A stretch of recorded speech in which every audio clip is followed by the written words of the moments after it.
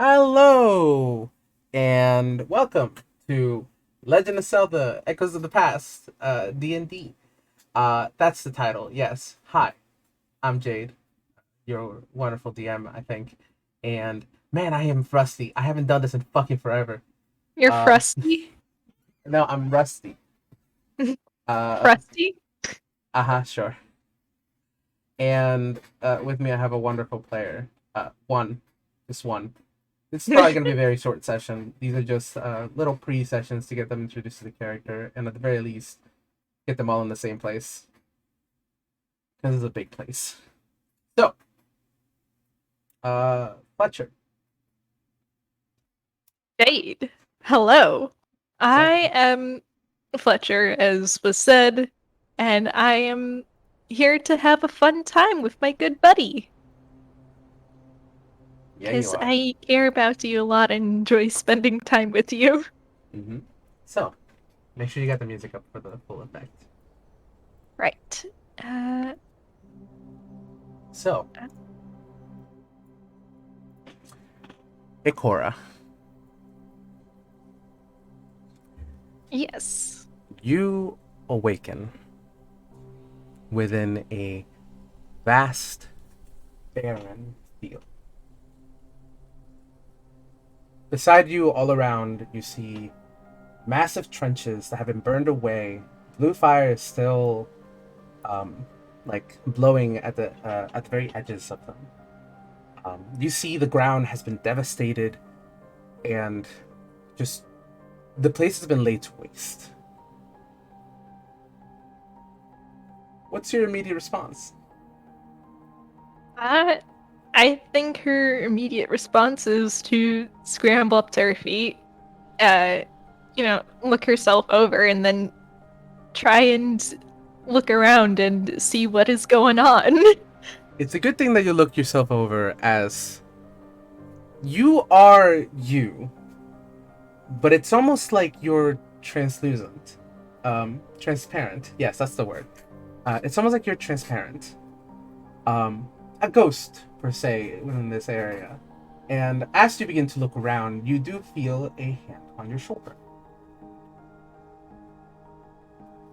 I feel a. Sorry, you cut out. You feel a hand on your shoulder. Fun. Um, I think she's going to try and duck away from the hand while spinning to see who this person that touch her. It's not just one person. As you see behind you, hundreds, an army's worth of people who look like you, but aren't you. And it takes you a bit of a couple of seconds to first notice, mostly because it's difficult. Most of them are like you, a bit translucent, glowing, and most of them don't even have pupils, just glowing white eyes. But they do have differences.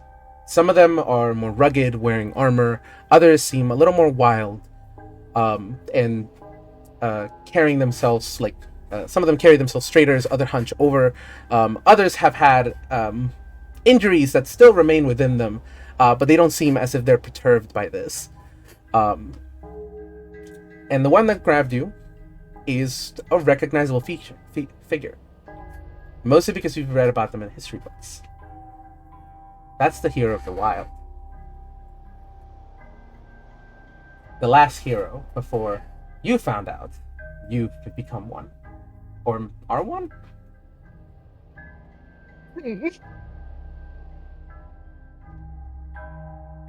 That's the one that put a hand on your shoulder.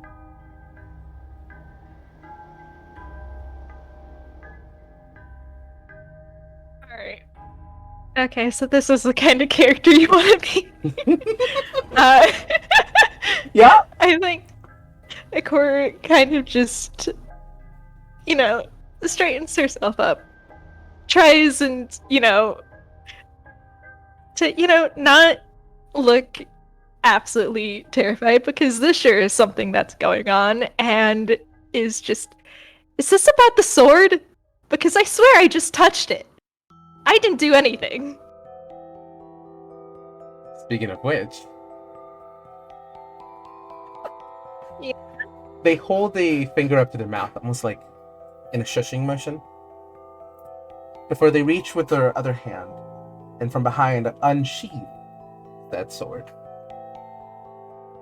They hold it, the blade to the side, to the ground, but the only part you can really see is the hilt.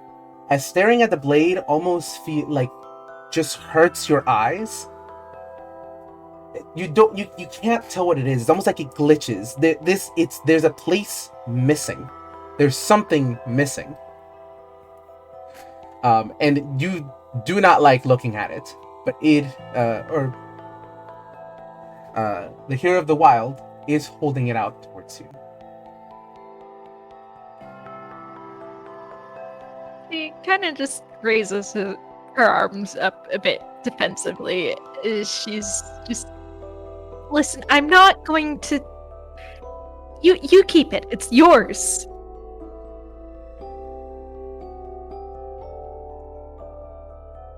Oh boy. Okay.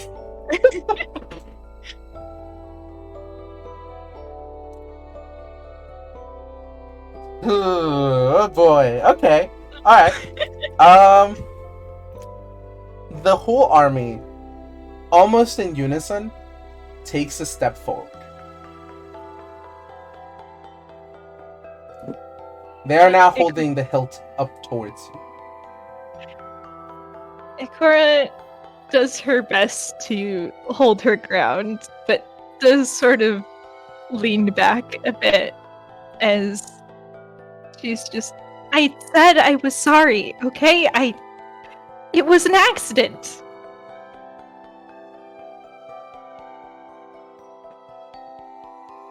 Ooh, baby.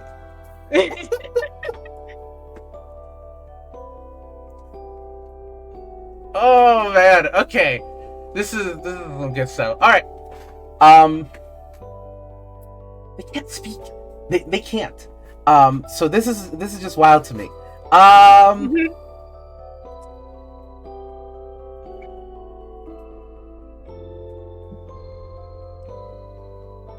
They begin taking another step forward. But as they do so, the expression in all of their faces, all of them, changes to almost like a worry, like this, like this is not obviously the outcome that they were expecting, and so they're beginning to look a little bit distressed. And from behind you, you begin to almost hear a rumble that is causing the earth to quake. Like, and that is getting closer. Ikora is going to very quickly, because she doesn't want to take her eyes off of all these people for too long, just going to very quickly glance behind her. In the distance, far, far, far away. You couldn't see it before because it hadn't come over the horizon, but now you can, and it is so large. You've played Breath of the Wild, right? That I have. You've seen Dark Beast Ganon, the Calamity, and in the distance, that is what you see. You see the Divine Beast, which have been a staple for your entire life across the many like vast distances. You will get out of the forest and you can see one in the mountains. You can see, like, they are a staple of the kingdom, but you see them now far, far away, fighting against this beast, holding it back. And again, another step forward from the army, and the hilt is now closer to you than it was moments ago. Man. Ikora looks at the sword and then looks back at this sure is this sure is the nightmare scenario. Mm-hmm. Um and sort of just deflates a bit as she's just fine. I'll and she takes the sword. Okay. Just so you know, you could have chosen to not. Entirely, that was entirely an option. I'm just Yeah. okay. Cool. Uh like cuz a funny little thing going on in Ikora's head right now is what she's currently interpreting it as hey, if that happens and there's no sword, it is your fault. Haha. So yeah, she's going to take the sword. Um because yeah, maybe there's a way to fix it and put it back and act like this never happened. So, as you grab the sword, um,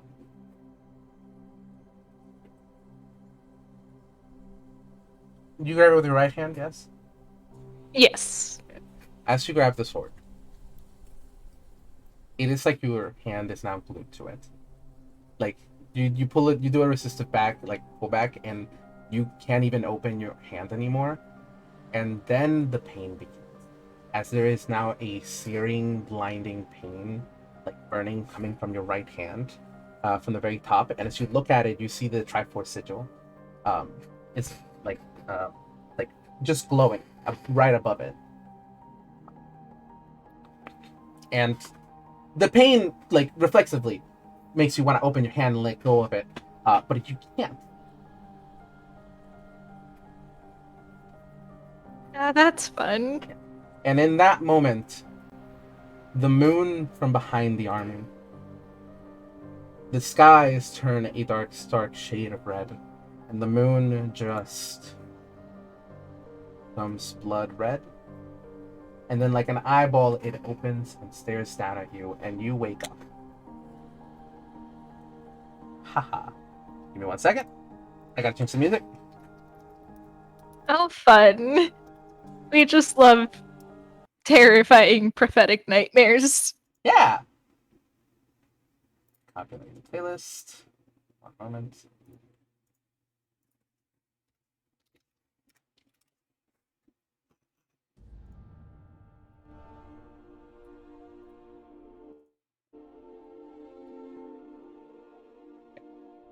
And you wake up. There is a feeling of like pain coming from your right hand, but it's not as obvious. Like it is not as large as what you felt in the dream. And it's almost like you wake up with a cough. And in your hand, as you look at it, there is something that wasn't there before. It's the sword, which was in your backpack wrapped away neatly. Um, Now the blade, it's not doesn't hurt to look at, but it is not fixed. It instead just has a golden sheen, almost like light, like a lightsaber in a sense. Uh, Mhm. that the sword now that the now occupies where the blade was, coming out of the hilt. And this is your packed blade. Oh, fun.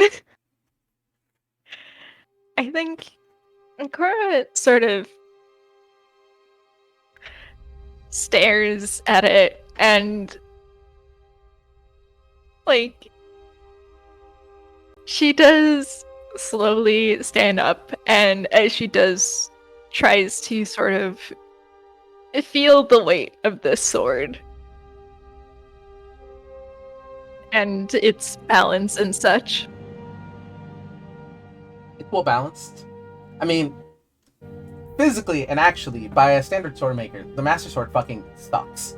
But in D&D, with magic and such, this is a very, very good sword. Well made, feels good to swing, balanced on your hand. It does almost feel like it was made for you, which I don't know how worrying that feels to Ikora. Just a little. Just a little. But, like, Ikora doesn't have a lot of experience with swords. Mm-hmm. So simultaneously, there's the little thought that, oh, this is a very well-made sword, question mark.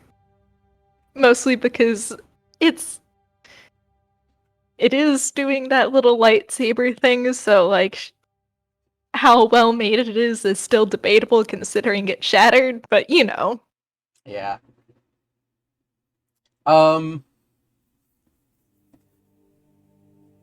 You see, as you stop swinging it and like just put it back down, you see the light just kind of dissipates, and like a part of the blade is still there, like right next to the hilt, and that part is still like, that's where the light comes from. Mm-hmm. But you do see, as you look into that part, because you haven't gotten a chance to take a good look at it before. I don't know, with the worry of running away and like having broken the Master Sword. Yeah. You do see it's not fully like metal like you would expect it to be. There's like different layers to the inside of the sword, um, and as you start to take a look at it, you begin to notice it has grown, like almost like it's beginning to rebuild itself, very, very, very slowly. Mm-hmm.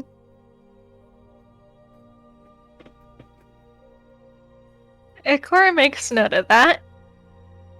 And then she is going to root around in her backpack for, let's see. Let me check what I have.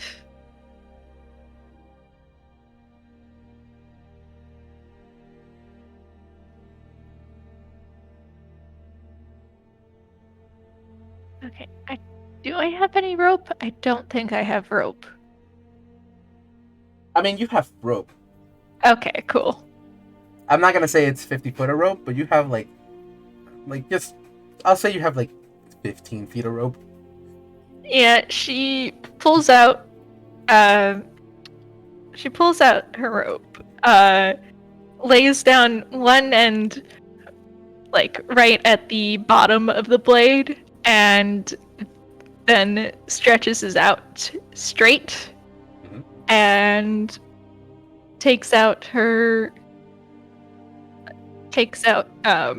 her little pen and ink and makes a little mark where it is on the rope. Okay, you're measuring out how much it's grown. Yeah. Okay, I see. That's interesting. Okay. Yeah. Yeah, because, you know, this is a world of magic and spells and such, but also she knows that there's often a very scientific way to approach magic, and, you know, if the sword's growing, then maybe it won't be that bad. Mm-hmm. Maybe she just has to lay low for a bit, and it'll regrow, and she can stick it back in, and it'll be fine. She hasn't doomed the world. Mm-hmm. Not yet. Not yet. But yeah. As you begin to pack away your things and head back to bed, because this happened in the middle of the night, you do see the moon is full tonight. Not red, not bloody, just full. But as you do begin to return your things, you see in one of your packs there is something wiggling.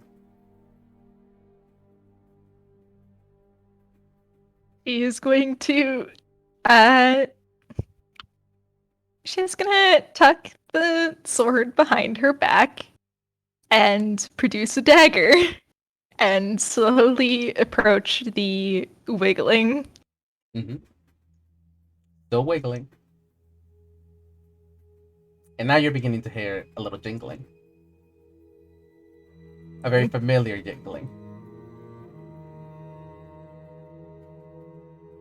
Yeah, she relaxes at that because, okay, yeah, she knows this kind of jingling and is just, what are you doing in my stuff? You see, you see the jingling stops and just stays there.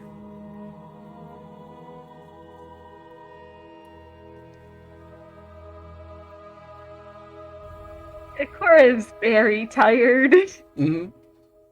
She rubs a hand down her face and starts approaching as she's just, I don't know what you're trying to accomplish with that, but it's not working. You see the pack slightly opens up, and you see coming out of it is a small little Korok who has like berries and jam all over its face. And this is where you were keeping some of your food. Uh, Sorry.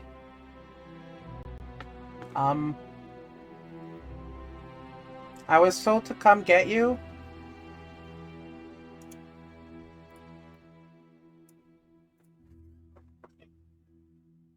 By who? Dad wants to talk to you. You're the hero, right? Oh, no, sorry, you're mistaken. I'm just a traveler who was passing by, and you are in my rations. But we all saw you. And you see another one like pops in into the tent. Yeah, I was there. I saw the whole thing. Yeah, and another one pops like pops out. Like like yeah, I was in that little town with the castle, and like we all saw you like running away from the thing, and like we told Dad, and we didn't tell Dad specifically. We told some other Koroks, and they went and told other Koroks, and then the point of it is that Dad knows that you pulled out the sword, the big sword, the important one, and he wants to talk to you.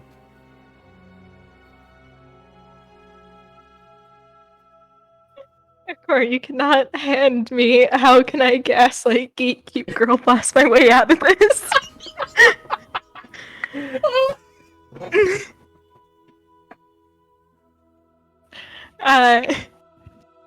Ikora simply just blinks and mimics a look of surprise as she's just, oh, I'm afraid I wasn't in town last night. Maybe you mistook me with some others, Helia? I know that to Koroks we all kind of, look the same. Maybe, you know, I mean, maybe it was just some other folk in a nice big hat. and in a Hylian in Garuda clothing, yes, many. um, I know what I saw, because I was there, and I told little, I told Sticky over there, and Sticky told Bark, and then Bark told. Well, it went on a big lane. I know what I saw. I was there.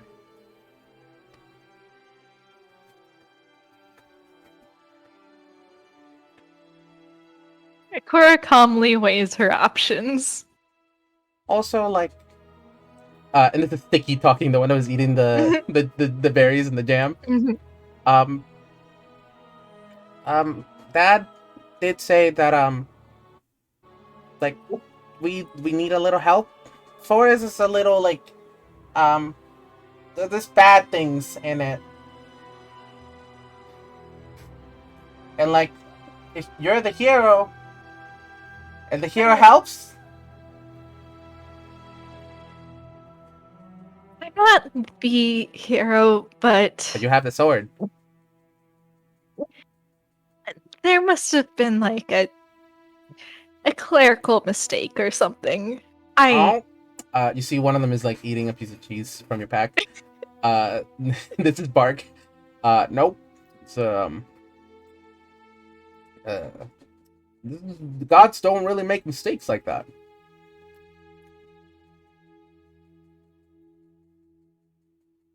Where it takes a deep breath, refrains from saying the very mean thing that popped into mind because these are, you know, Children of the forest.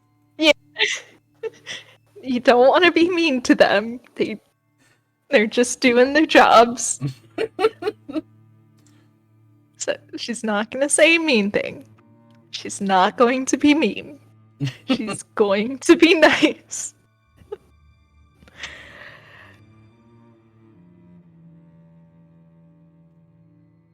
I'm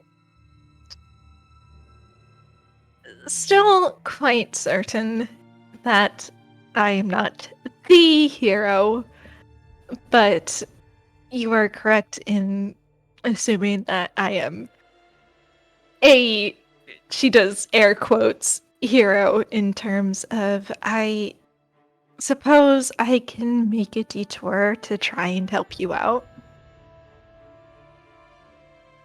You will? Oh, thank you, thank you, thank you, thank you. And you see Sticky runs up to you and like gives you a small little hug on the legs. This guy's like 1.5 feet tall. Ikora bends down to give Sticky a little head pat. Sticky has like one branch that like popping out of the top of the head like really awkwardly. With a singular leaf on the very top. Ikora gently pats the leaf on top. And she's just, it's fine. I mean, I'm here. Might as well help. Well, you're not here. Technically, it's like 2-day journey. We're kind of far away from the Great Taro Forest where Dad lives. You know Dad, right? Like a lot of you folks, like, do you guys have a name for him? It, You know the name. Ikora would probably, Yeah, Ikora would it's the know. Great Deku Tree. It's the Great. She's just, yes, we like to call him the Great Deku Tree. That's the one. Yeah, you know, you think you'd be honored to have to talk to our dad. He's like super famous. Yes, well, I would like to talk to him without some preconceived notion as to who I'm supposed to be.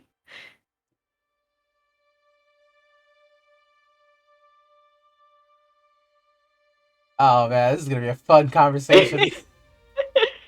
But it's fine. Perhaps, you know, if I help you, maybe he can help me out a little with the certain issue I've been having. What do you need? I would like to keep that between us. Wait, so how are we supposed to help you if we don't know what the thing is? Well, you take me to the Great Deku Tree, and, you know, I have a nice chat with him. You know, he's got a lot of sway in certain matters, so, you know, if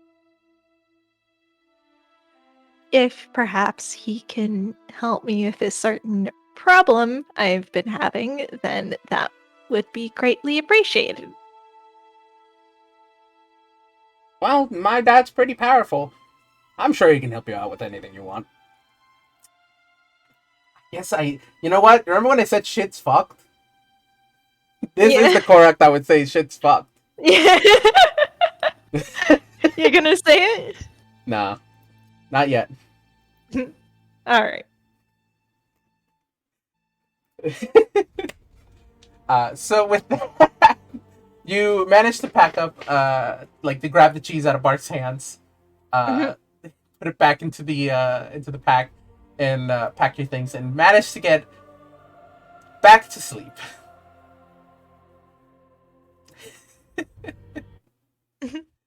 Uh, Waking up a little later than usual for what you're used to. Actually, I don't know. Are you a late, early morning person or a late afternoon person?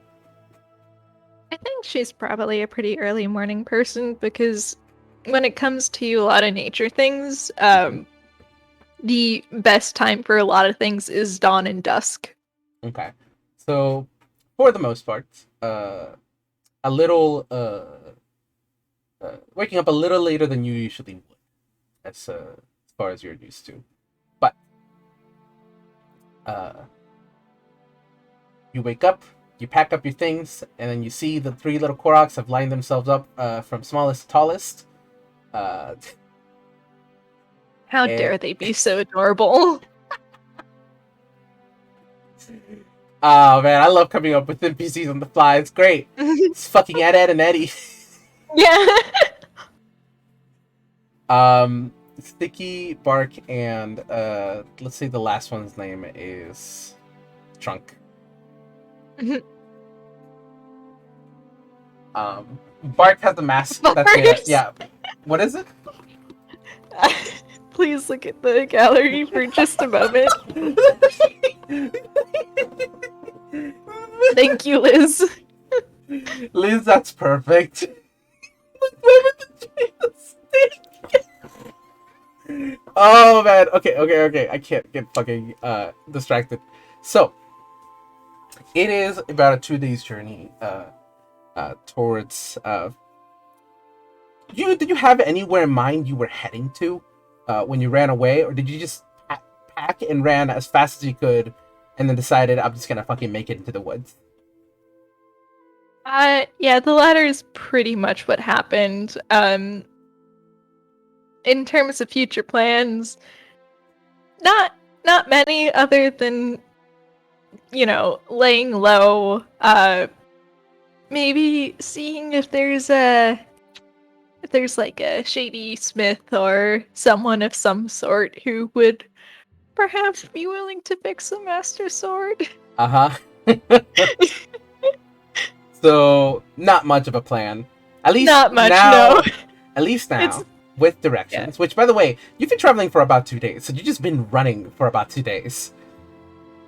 Um, but now with some direction and a little entourage of three little fuckers who are following you on your beck and call, um, it's about another 2 days journey towards the great Hyrule Forest.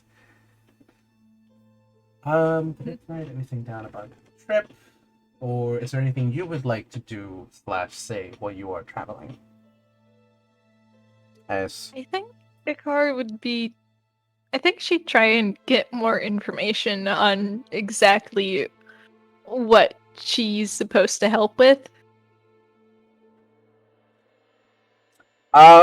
it would be Trunk who would be speaking in this scenario. Um, the tallest one basically like states. So kind of like there's just been like a lot of like reports, like specifically from Faerun forest towns. Like usually we have a pretty good deal with them, because like they don't mess with us and we don't mess with them. Except for the Deku Scrubs. The Deku Scrubs like to play pranks on them, but that's fine. Um, I don't think any children have been lost in like 40 years, so that's pretty good. Um, but uh, like basically recently, like peep, like the Faerun Forest Town is saying that some of us are like hitting them and like harming them and um like doing things, and none of us are doing that. At least not as far as we're aware. And we can't really like usually we're pretty good at finding them, but like they seem to just be like hiding within the bad part of the forest, which usually surrounds the good part of the forest. And like we know how to navigate it and be safe for it. But Well, we need help with that. Right? You can tell, not very good informative wise. You get the idea that Yeah. this guy has been getting a lot of his information from like third, fourth, fifth hand sources. Hmm. As the network of Koroks and messengers, um, is basically a bunch of children's playing telephone. Yeah. So she's got to make do with that. But like, Dad wants to talk to you because like, apparently you mean a lot to him. I don't know why. Um,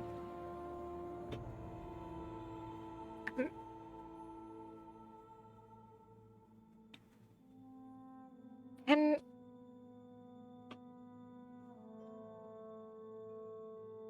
hmm, I'm not sure why either. I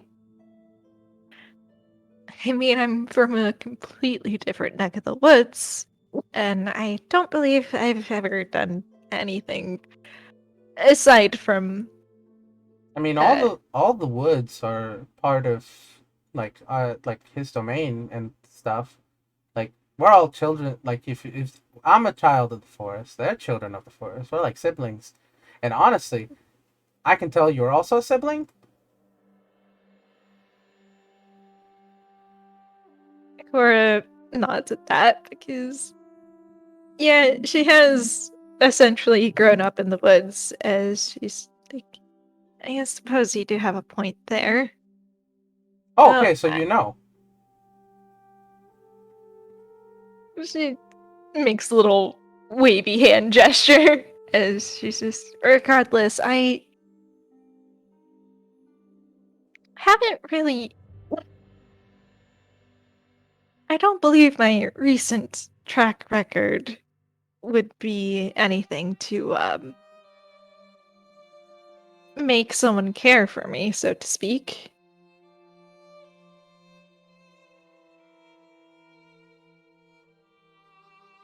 I have no idea what you're talking about. What?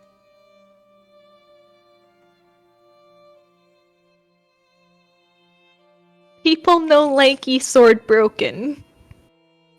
The sword's broken? I saw you pull it out. I didn't see you break it.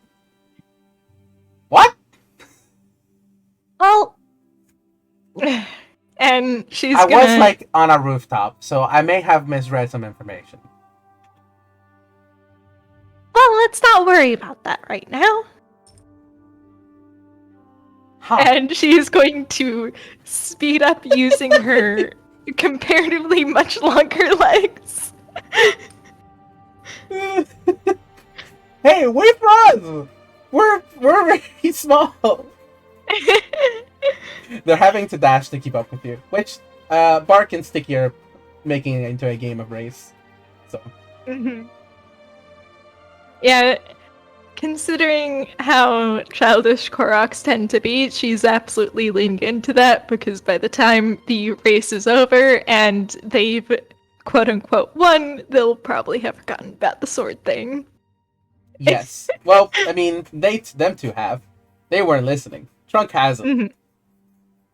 but It's it's fine. fine. It's fine. Don't worry about it. You'll Anyways, at least have forgotten to question her about it. yeah. So, well, I mean, Trunk doesn't really care. Trunk is just like, I'm just doing my dad's feeding. Hmm. I'm doing my chores, and I'm being a good boy. Uh, God, I love Korak so fucking much. They're so good. They're very good. Um, so yeah. After that, it's just the most eventful thing that happens is that you probably pass a traveler heading in the opposite direction of you. Hmm. Who just waves by. They're on a cart. You see they're like two mules and like a pair of kids, and you see the Korogs do turn invisible as they pass by, just to keep a distance. But Which, oh which is understandable. yeah, a, a night of rest and another day of travel And unless there's anything else you wish to ask or do, uh, we can move on to the next thing. All right. I think there's not really any time for crafting or the like, so she's just gonna keep on trucking Okay. and try and keep conversation light and away from the sword.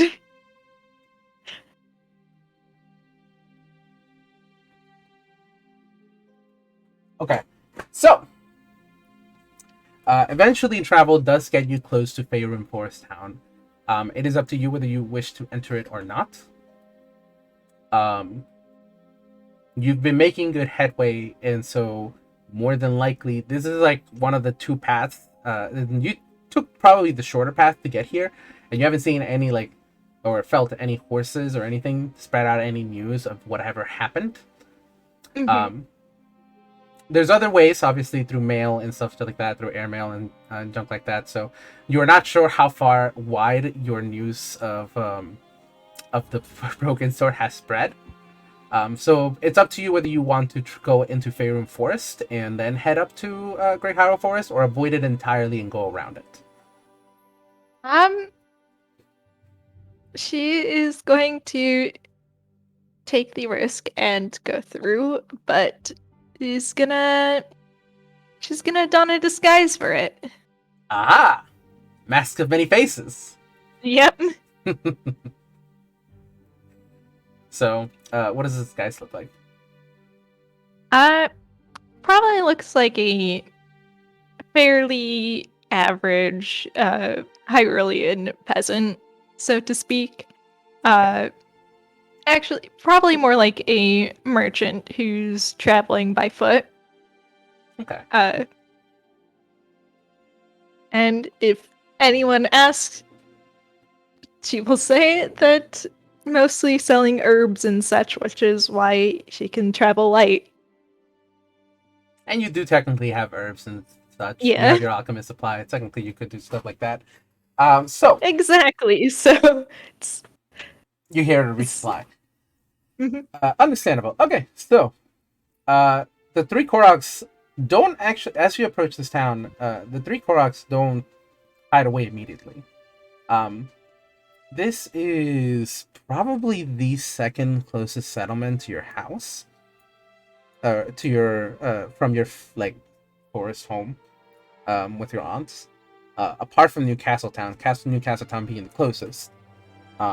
So it's it would be likely that you would have traveled here a couple of times, we could say. Mhm.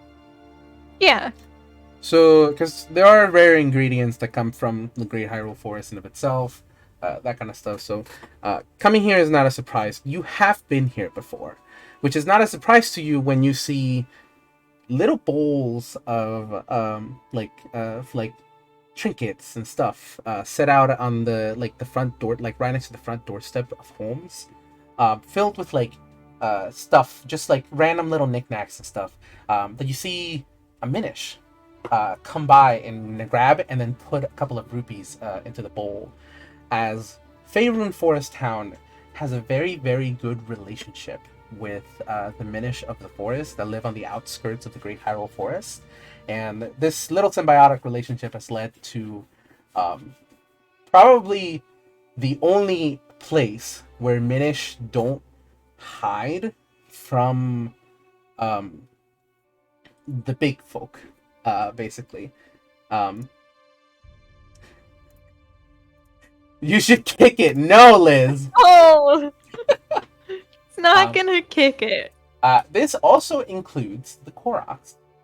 This is particularly just Forest Minish, which you have seen before. They do hide, and they do have their own little hideaways and corners, living amongst the rafters and stuff like that of homes. But they aren't afraid to be seen. So you will see them clambering over rooftops and such. You see there's little bridges built for them specifically by the townfolk. Across vast distances, they travel across like the flagpoles that have like little bridges and railings and stuff. It's almost like the town itself has been built for both.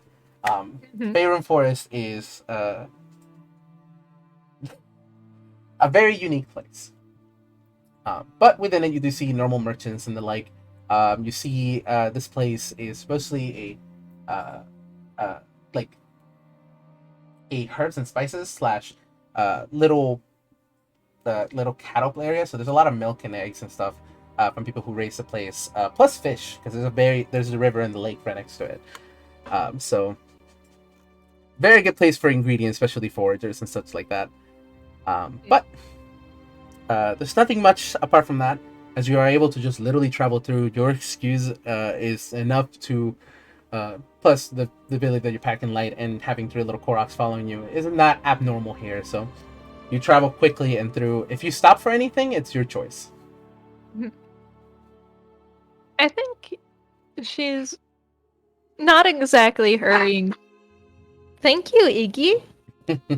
There's a little town dog apparently. There is a Alright. dog. Just Has to chase a dog away from the Korok. mhm. Uh, The dogs love playing with Koroks. mhm. They Yeah. understand not to fucking maul the Minish. Yeah. So, yeah, she's definitely like not hurrying through because hurrying through would be literally the most suspicious thing that she could do. And also it's been a while. She likes to, take her time, sort of minish watch, as you will, because they are very cute and very fascinating. Um, might stop to see like what the ingredients situation is if she's running low on anything. Uh, of course, just it's just to keep the guys up. Definitely, it's not because she has any vested personal interest in hoarding all of these ingredients forever, but it's fine. Mm-hmm, mm-hmm. Uh, if you so wish, you can either roll a D100 just to see like how good of like stock there is in this place, and I'll tell you from there like what you can get. Or you can choose to roll a D100 and then a sleight of hand and see if you can, depending on what it is, it might be more difficult or less difficult to steal it. Yeah, I think let's go with the 100. All right, that is 31. 31. So it's a standard stock.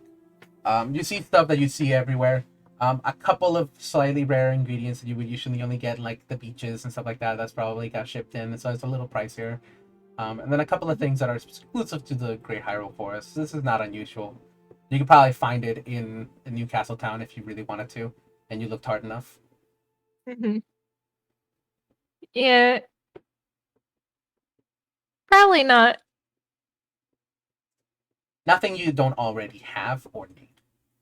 Yeah, so just gonna window shop and then pass on through.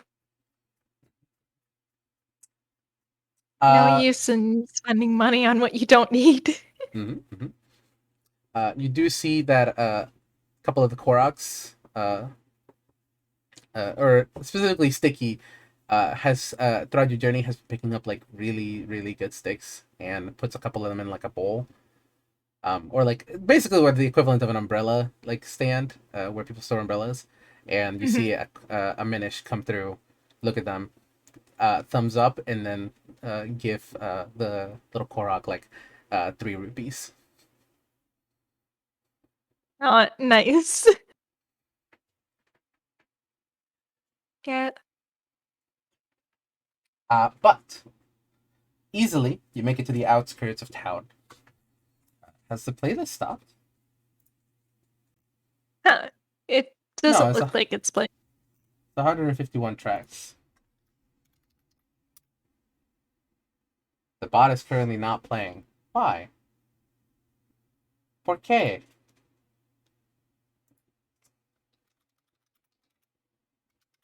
Please. Alright, you know what? That's fine. I have another way. A second.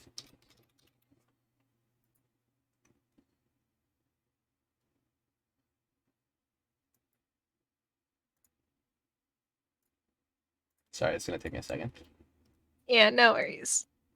I'm gonna try and trick my dog into letting me pick him up. Oh, are you mad because you haven't had dinner? Alright.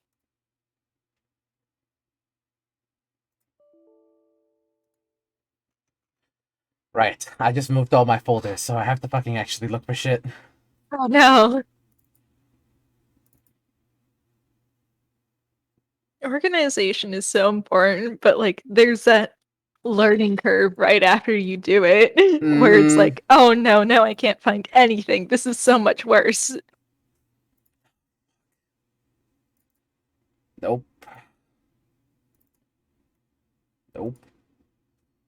God, I'm so sorry. This is my worst nightmare. You no worries. This is a fun little chill time. It's a little break. Mm-hmm. Here we go. Random minish event. I fucking found it.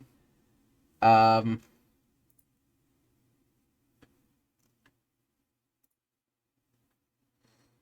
where the fuck are you?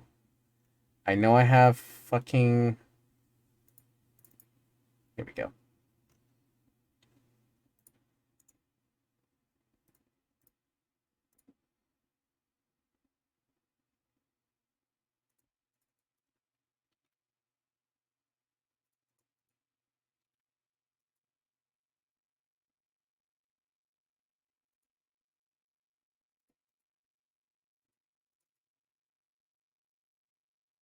Fuck. Okay, I have to fucking actually put them in here. Motherfucker. Okay, 1 second.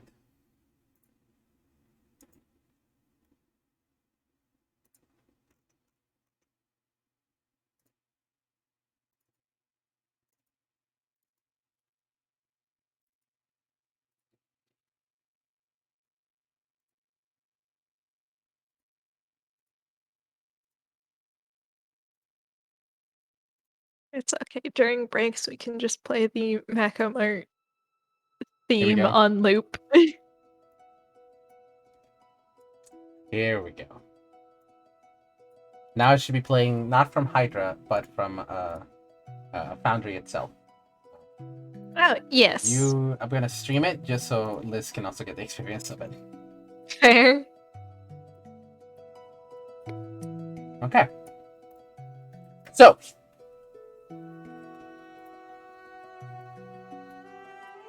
arriving to the outskirts of town towards the edges that and the path that leads towards a great Hyrule forest, um, you do see like a small guard standing by, like basically what is a gate that says like now leaving Faerun Forest and Hylian, um, and like on another sign that says like Great Hyrule Forest. And currently, the guard immediately stops you and says like, "Excuse me, we're not letting anybody pass through here due to some dangers that's been going on. Sorry."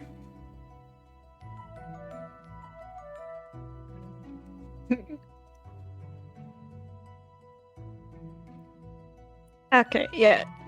Uh, well, music, why did you suddenly get a bit louder? Repeat. Okay, there we go. Sorry, the music suddenly got a bit louder. I'm so sorry. May have been my fault. You can literally edit it on your own so that it's as loud as you want. Yeah. Uh, so, Iki, no, please. The dog is Okay. following. Yeah. I think Ikora kind of just smiles like, oh, it's okay. The Koroks have called me in to assist them with it. Okay. The guy looks down at the Koroks and Trunk just says like, "Yeah, let us pass, please." Almost like a humph. And the guy just shrugs and is like, "A funeral." and you are allowed passage. Um, I- so, Ikora just smiles a little bit wider and is just, I'll be sure to invite you. And then is off. okay.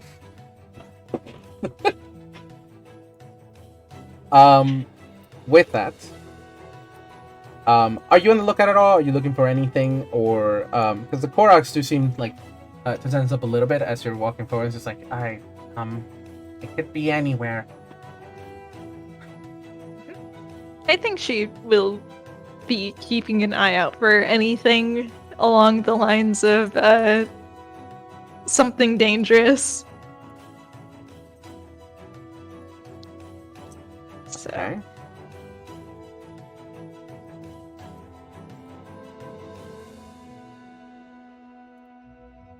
So that would be.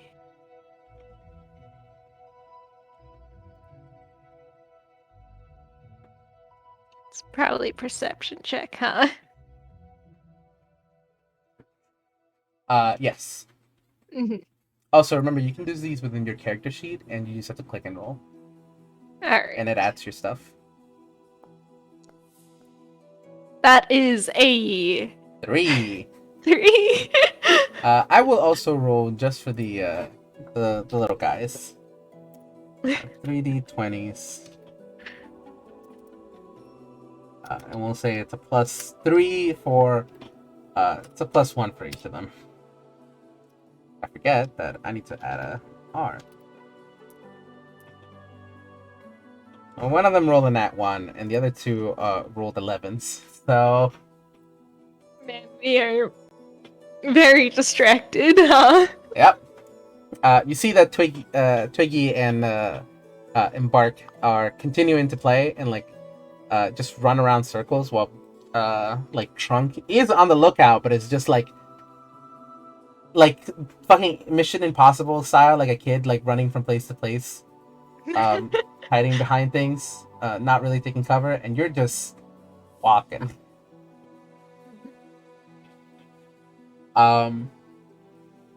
So as you begin walking, you eventually come across a small little path that has a couple of fences that have been put on, on either side, just a little splitter, and for the path to follow.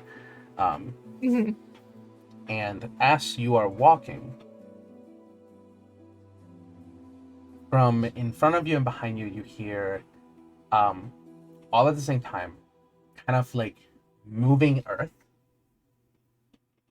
as 4 twig blights begin to move, undistinguishable from dead bushes that you tried to pass. And we are going to roll for initiative. Oh, fun. Alright, let's do it. Oh right, the bot's not apparently playing. That is 1 second. 22. Let me get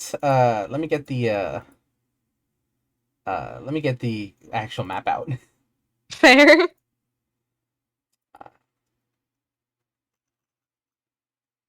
Let me put you where you are.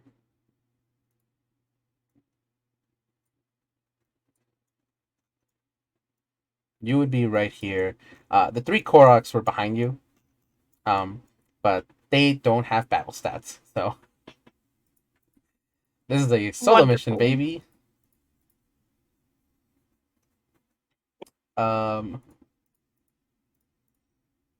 And let me just pop, pop, pop, pop.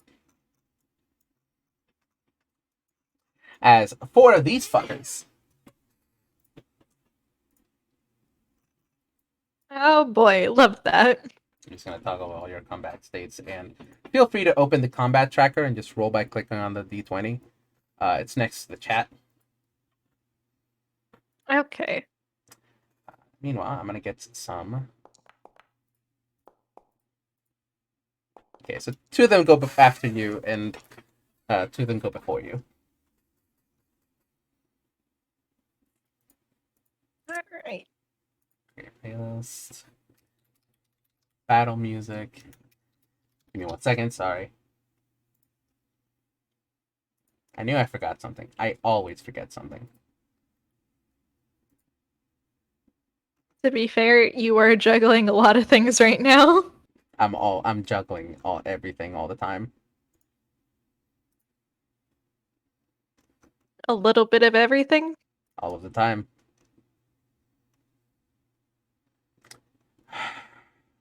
There we go.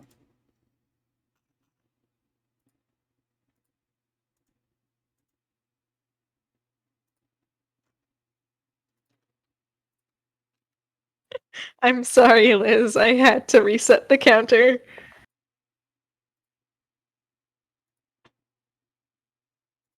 Random minish event. That fucking killed me. Anyways. Here we go, baby. So, you see the three Koroks immediately, like, run astray, turn invisible, and just, like, scatter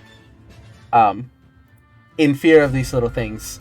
The twig blights are, like, dead bushes that just move amongst themselves.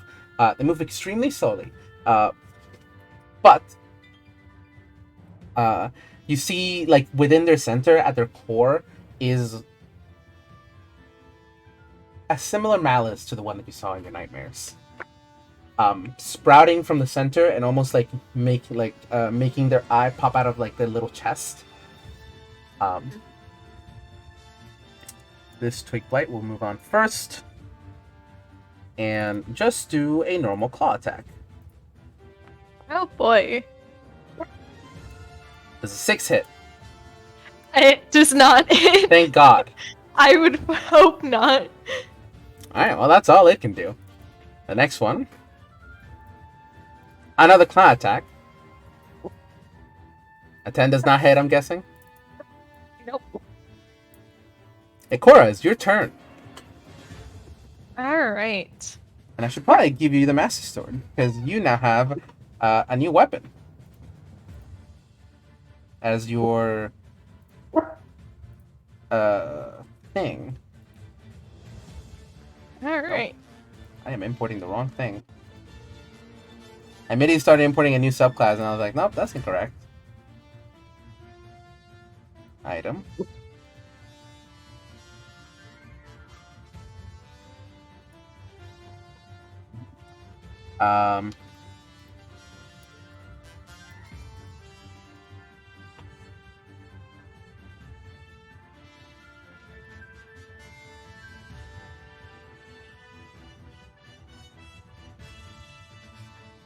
As this is a normal standard longsword.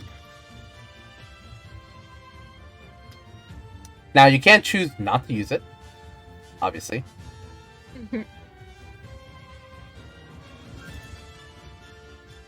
Alright.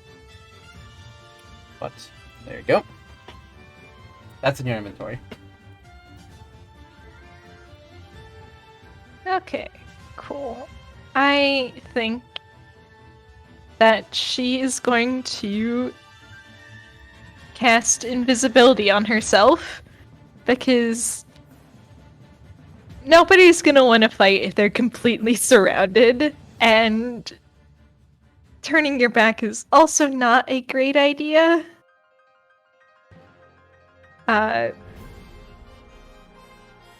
So she is going to just go invisible and then move about, let's see, how many feet up? Oh, I can move myself. 20. Move about 25 feet up. I will say that if you move, they both will get attacks of opportunity, even at disadvantage. Alright. That's just attack of opportunity works. It is at disadvantage though, so. Mm-hmm. Yeah, I think she'll...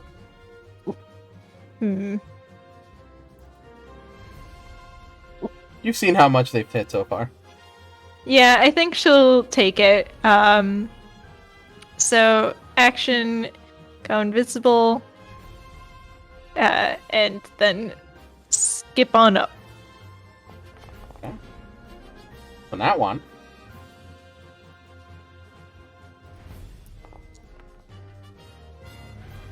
And a 5. So you see them just immediately strike the place that you were, and it's just like they're confused now. Like, where'd you go? What? Okay, cool. Alright, that's your action and movement. Anything else? Yeah, I think that's her turn because her only bonus action she would need to attack for. So yeah, that's it. Alright, the other twig blights are gonna move towards the spot that you were. Because they do not know. Well, I need to read invisibility again.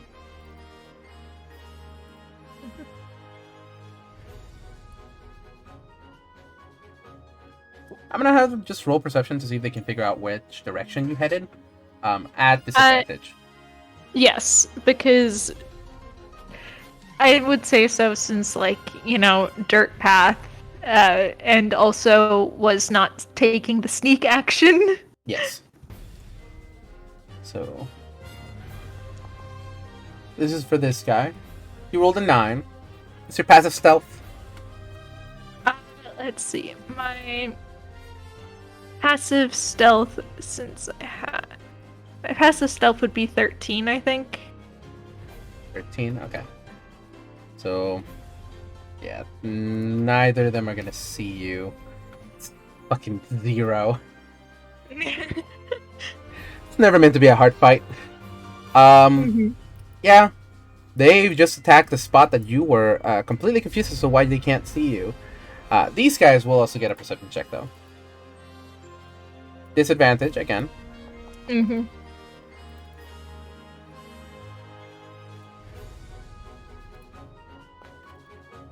Nope. Nope. You will not be seen. It's your turn. Perfect. Okay. That leaves her.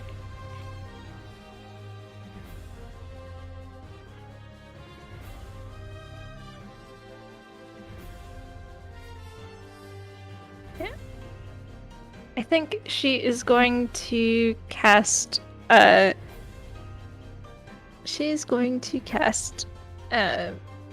Sacred Flame on the top left one. Top left one. So this one right here. Now that will get rid of your invisibility. Yeah. Okay. She mostly just wanted it to get out of there. Alright. So you're no longer invisible, but you cast Sacred Flame on it. If you want to roll for it, just click on the little image for Sacred Flame. Alright. I believe that is a dex save, so let me click the thing.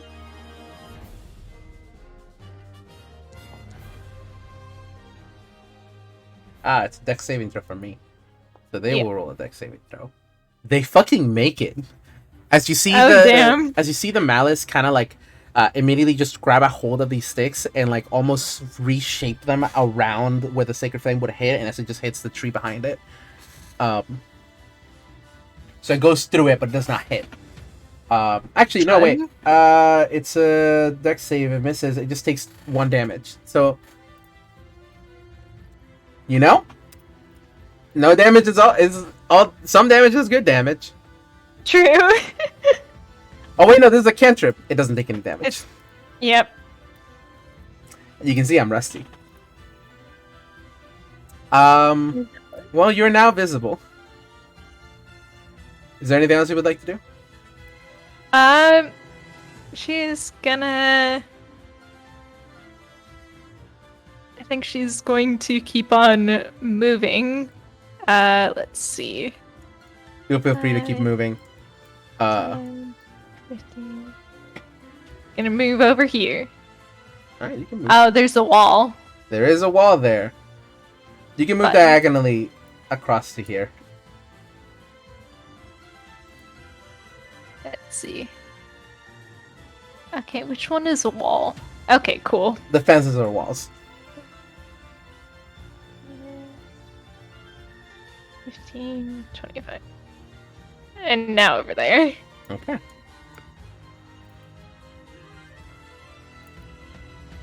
Alright, if that's all you're gonna do, Big Blights' turn. They only have 20 feet of movement. So they're going to use all of it to dash towards you. Which is just enough to reach you. Fun. But that is their turn. We'll have them over here. They are slightly smart creatures. Or, at the very least, whatever's controlling them is smart. So that's all their turns. Because they use all their turns to dash. Hey. Your turn.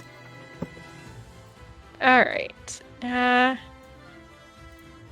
Unfortunately, I don't have any area of effect things. That would make things very easy. Imagine having the one that lets you snap your fingers and everything around you dies. Yeah. The cantrip I used to use in an area with a lot of mosquitoes.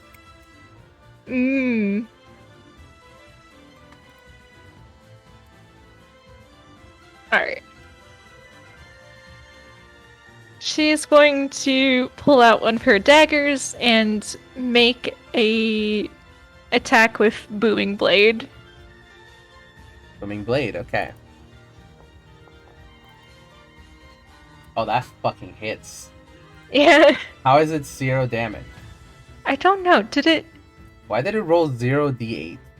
0D? That's not supposed to happen. Alright, I'm just gonna...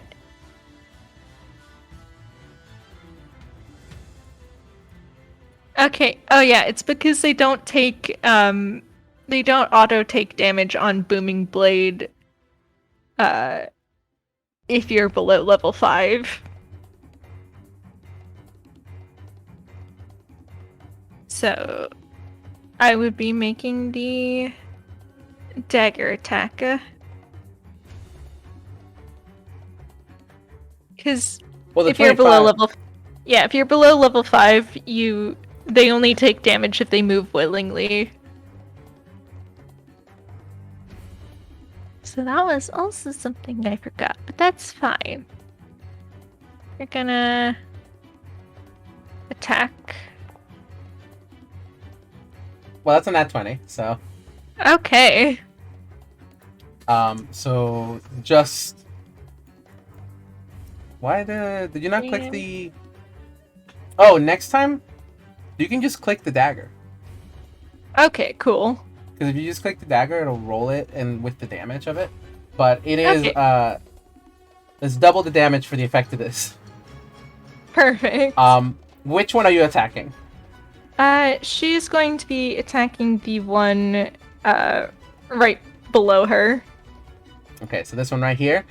Yes. You reach out the dagger with Booming Blade, and you see the magic just penetrate through it, and immediately you reach, stab through the eyeball that was on his chest, and it pops like a fucking pimple, and just the thing just fucking explodes as you hit its exact weak point.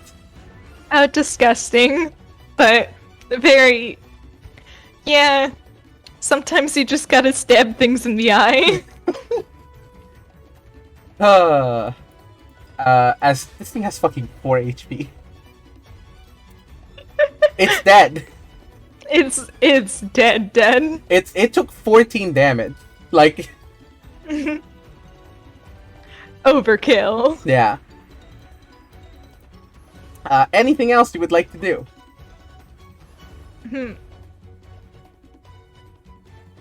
I think she's gonna stand her ground.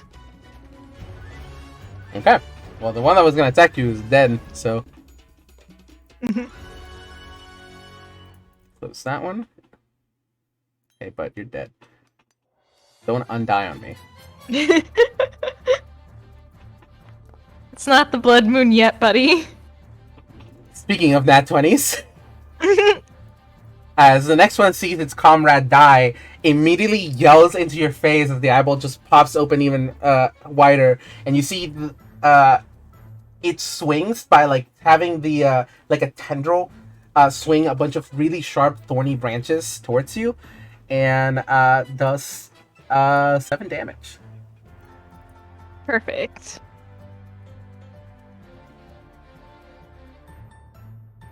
Alright.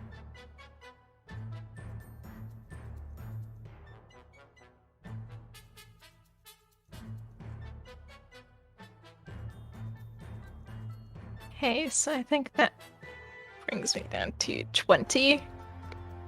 That's You it. can by the way, you can just click on your token and then click on the where the damage is on the chat, and there should be apply full damage to select token. Okay, cool. That's its turn. The other two take their turn, and you're not gonna believe what they're gonna do. Are they also gonna attack? Yep, a 14 hit. Yep, 14 meets it, beats it. Yep, you take 3 damage. Right. It's a 15 hit. Yep. Alright, now they're hidden. Another 7 damage, Okay. basically. Alright, so that brings me down to 14.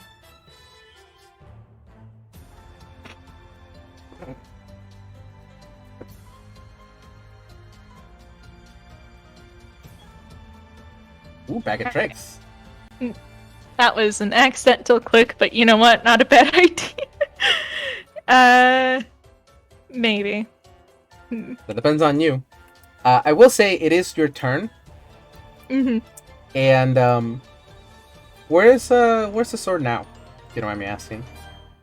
The sword would probably still be in her backpack. Okay. I will say from where the sword is, you feel a slight shaking or rumbling. She's going to ignore that. Mm-hmm. Let's see.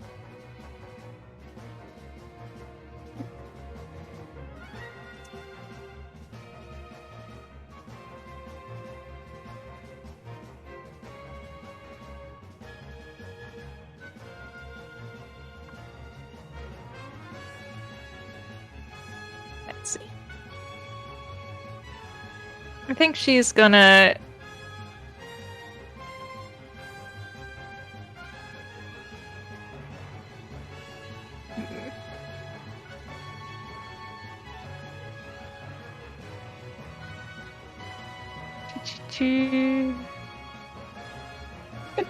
Destiny do be ringing. What is this? Legends Arceus? It's fine.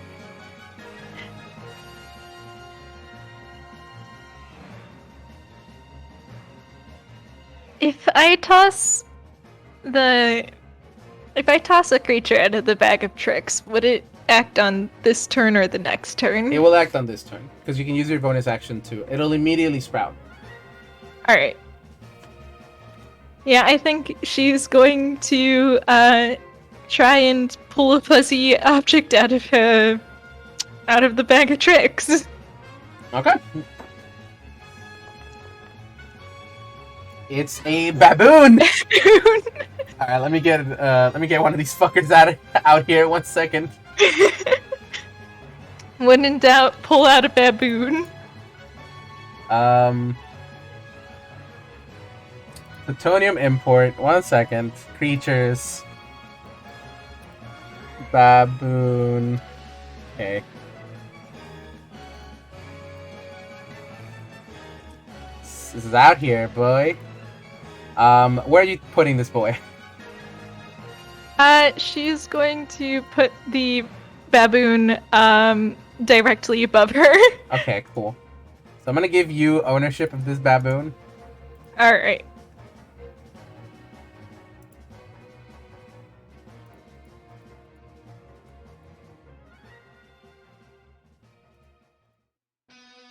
Friendly. Up the token, sure. Creatures. Bigger permissions. Fletcher. Owner. Alright, Fletcher. You should have control of the baboon. It acts on your turn, so I'm gonna put it on the counter as 1 Alright. second. Open combatant.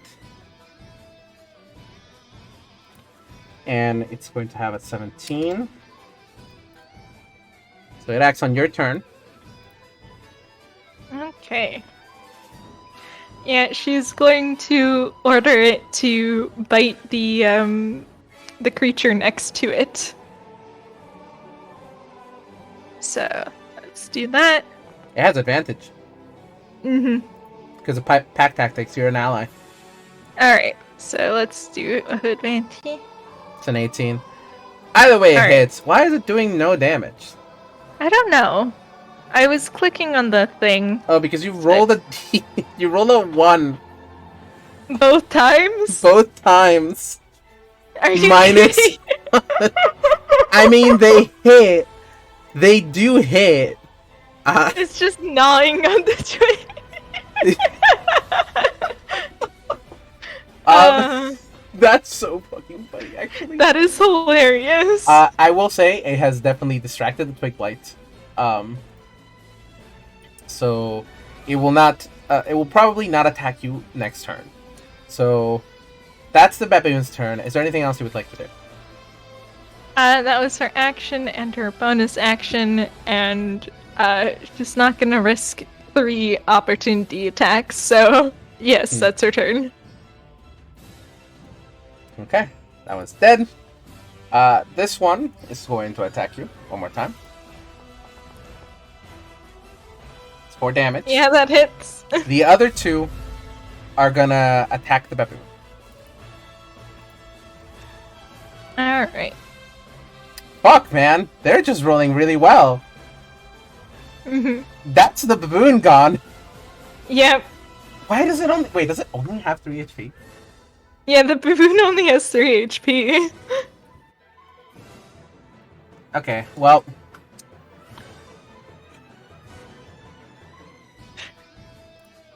Baboon's dead. As you see, it pops into existence and then pops out of existence.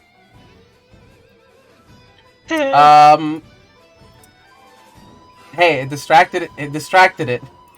Mm-hmm. That's a miss. Okay. It is your turn again. She's just gonna attack with a dagger because she's only got so many fuzzy creatures per day. Alright, so let's pull up her sheet and do the dagger attack. That hits. Perfect. Which one are you hitting? She's going to hit the one to the bottom left. Bottom left, okay. Well, that's definitely gonna fucking kill it, so...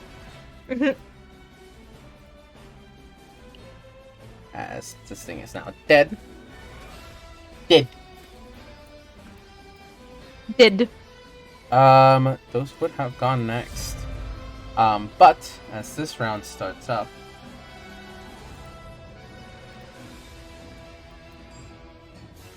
Give me 1 second. Okay.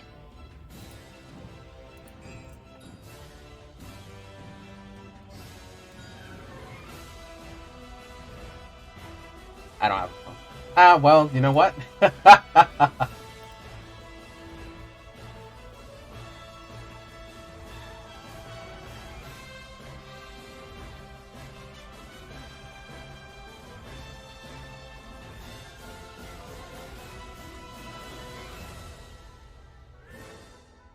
Give me 1 moment.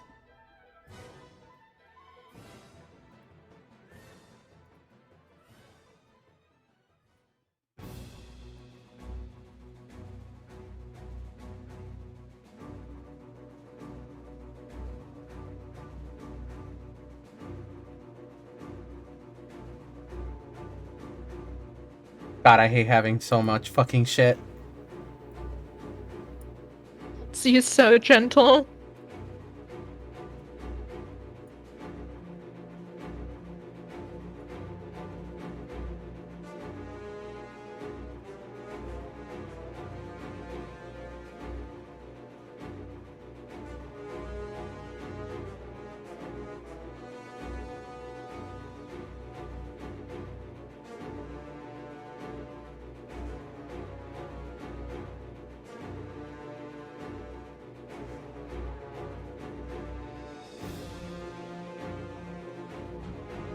I really love how bad baboons are in terms of D&D, because real baboons are terrifying. Yes. They will kill you.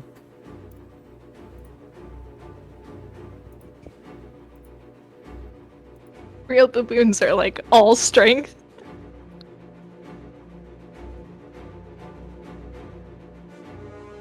Alright. So. As this turn arrives, give me 1 second.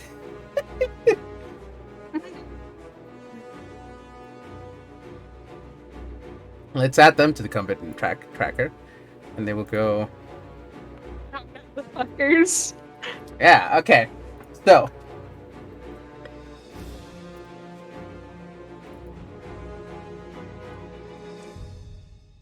I have a lot of HP, but we're sure it's going to give them some. Because it's 3 of them. Yeah. 1 HP for each of them.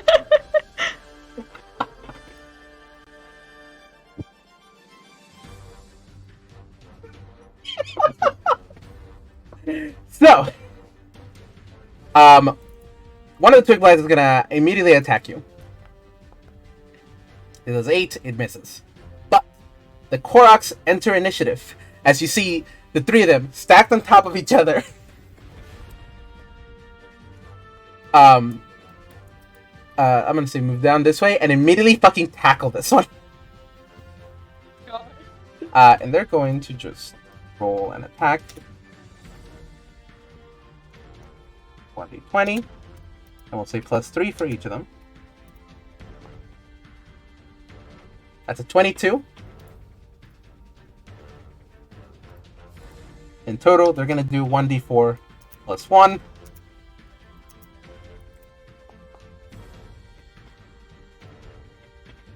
So Killed it. Immediately, these 3 Koroks stacked on top of each other from biggest to smallest. Trunk, Bark, and Sticky immediately tackle this one. Like, come out of invisibility, enter initiative, and just fucking body tackle this one. They stand about twice as tall as the Twig Blight does. And just fucking... By the end of it, they just all fall down over it and just fucking, like, clonk it on the head. And do just enough to kill it.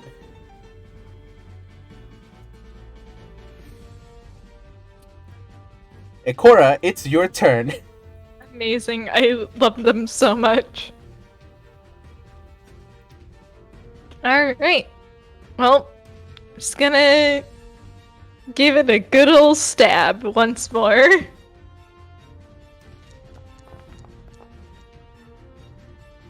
Alright. That is enough. How do you want to do this? I think going off of how she defeated the first one, she's gonna go for the eye again. And because legally this is I have to, she's very much gonna do the So with a yeah, as you draw back the dagger, stab it into the fucking basically the heart of this thing, but it's just the eye. It pops just like the other one, exploding and covering you in tree sap, like dead black tree sap, I guess. I don't know what tree sap is made out of. And like gooey, like purplish, like calamity goop that immediately just dissipates into the ground, into the air. And with that, 1 second, dead. Combat is over. 1 second. It takes a couple of seconds before the sereneness of the forest begins to play again.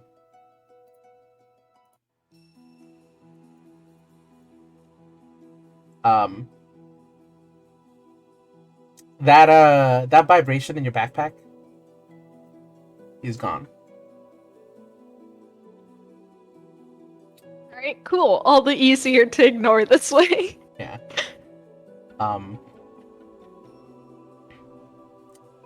And then, like, nothing happened. You see Sticky go, arms up, and it's like, yeah! Bark just goes, we did it! And Trunk is just like, oh, I mean, at least that helps us. Thank you. I think that's probably what they were talking about. Ikora does give their little shenanigans a small smile. She's just, thank you for helping me out. And then looks down at herself and does a little grimace because, grody. Oh well. Yeah, you're a little grody now. It's fine. Because you know what she's got? Yeah. Prestidigitation. Yeah, that helps you clean off. Albeit some your wounds are not healed. And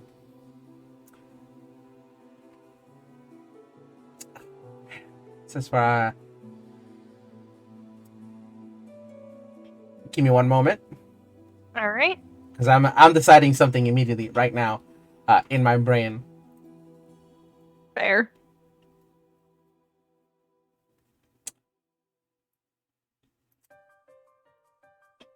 I have decided in my brain that in the heat of battle you had not made note of it. The scratches were not very deep and did not leave very many markings. They will heal up and not scar off once you clean them and bandage them up well enough for the good night's rest. But one of them did hit really hard, the nat 20, and that one has that one hit right across the arm, and you didn't get a chance to notice that your blood is not red.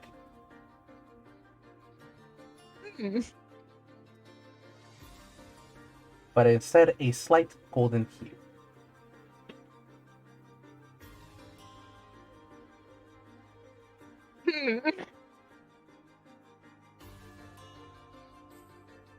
I think, yeah, once she's kind of just, cleaning herself off with using prestidigitation over. But once she gets to that and really actually notices it, she kind of just stops and sort of prods at it a bit, because that's not normal. You see, after a little while, the golden hue just kind of goes away, and what's left behind is just normal red blood.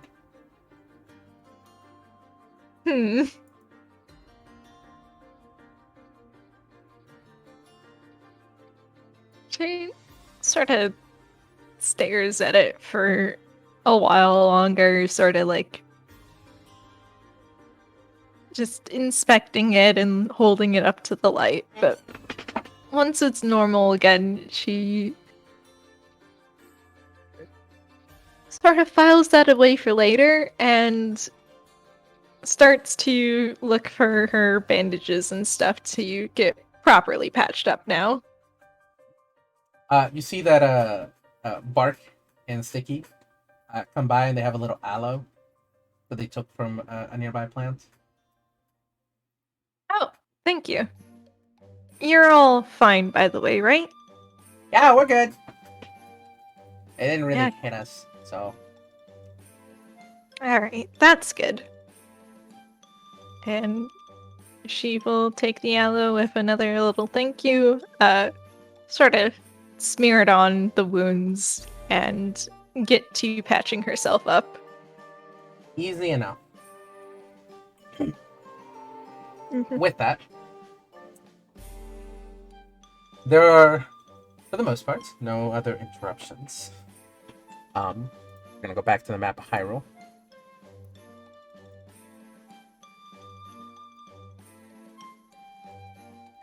You're not healed, obviously. You haven't taken a long rest, but don't worry. Um, it takes you a bit of traveling within the woods. A lot of the times, the Koroks point you in a random direction that is the opposite of where you were heading, and somehow you arrive at a new location. It's almost like the forest is shifting, is changing, and changing as you traveled within it. Hmm. Um, there are no discernible landmarks. There's like ruins sometimes, and you swear you've gone in a circle, but somehow you've arrived at the exact at a different spot. At one point, you arrive at the exact same spot, and then they take a different route, and then that seems to be the way you're supposed to go. Discerning how to travel within the outer edges of the Great Korok Forest, or the Great Hyrule Forest, is difficult without a guide or a way of knowing how to get there. But eventually, you arrive within a massive hollowed out trunk um, that separates this and the inner Korok Forest. Inside, you see luscious grasses, plants that you've only read about in certain books, that are from faraway lands. You see, like the ground is soft and like slightly damp, just perfect for the weather for most of these plants.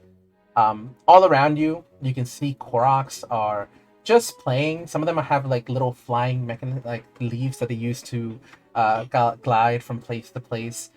Um, in others, you see forest minish, like building basically small homes within the trees. Um, all of them looking at you, every single person as you pass by. There's a couple of what the fuck are they called? The tricksters.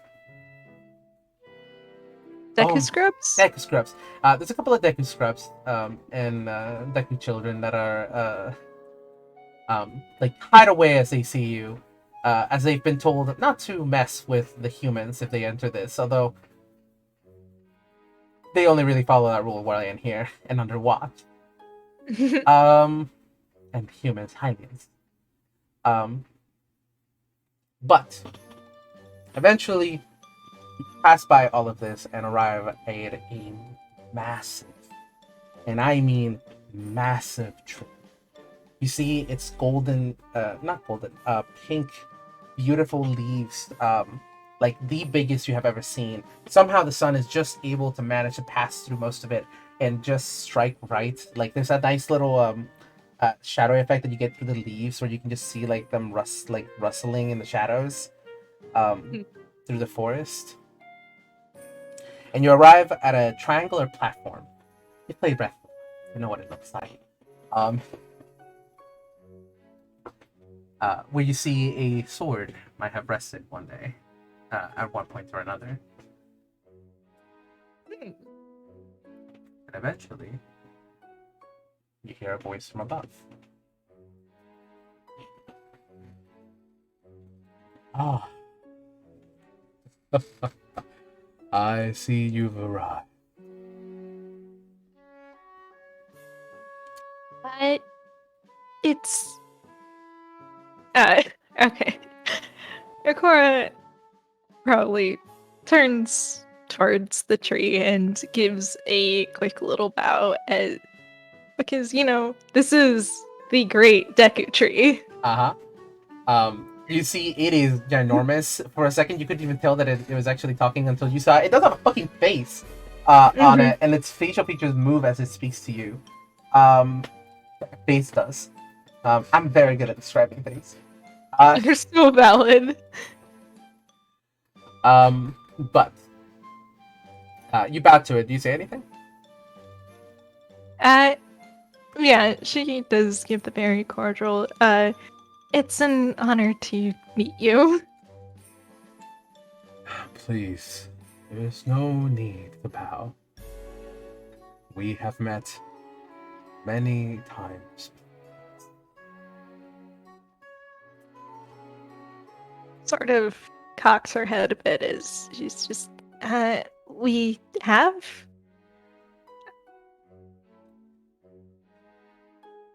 Or give my mannerisms. We my roots travel deep within Hyrule itself. Those who live from the forest are known to me. And thus, while we may not have met face to face, we have met in different.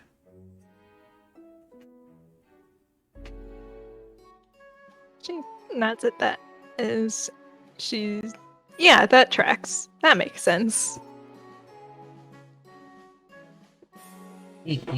Anyways,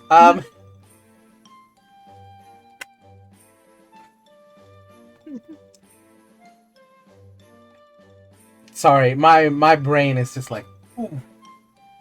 No, you're good. Speaking all high and mighty is always fucking difficult. For me, this is like the one time I fucking like, because I can do evil high and mighty, I can do good high and mighty. It is harder to be good and high and mighty. Yeah. I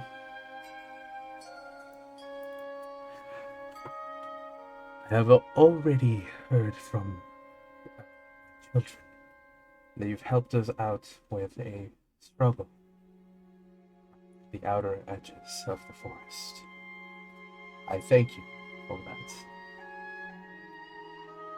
Oh, well, it wasn't that big a deal. They did help me too. Yes, they quite did. As you see, like the three that were following you, the three fucking stooges that were following you, have now climbed onto the great Deku tree and are now hanging from like the branches. Aww. Yeah, yeah, we guided her all the way here, and we did a lot. We helped out, and she paid with berries. She gave us berries. Definitely gave us the berries and the cheese. Yeah. Rolls her eyes a bit at that, but it's affectionate. Uh-huh. They're just little guys. Perhaps, well, I would prefer not to dawdle. It does seem like you need some rest.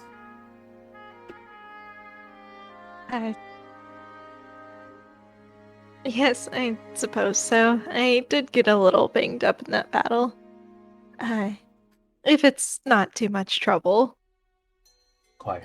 And you see like one of the roots, like one of the massive roots, like moves to make like an archway.